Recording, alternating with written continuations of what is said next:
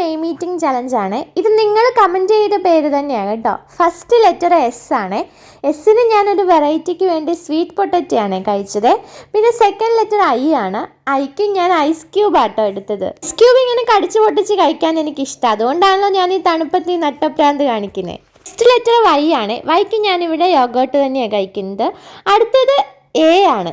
എക്ക് ഞാൻ അവക്കാഡോ കഴിക്കുന്നത്. അവക്കാഡോ എനിക്ക് വലിയ ഇഷ്ടമൊന്നുമില്ല, എന്നാലും ഞാൻ കഴിക്കുക കേട്ടോ.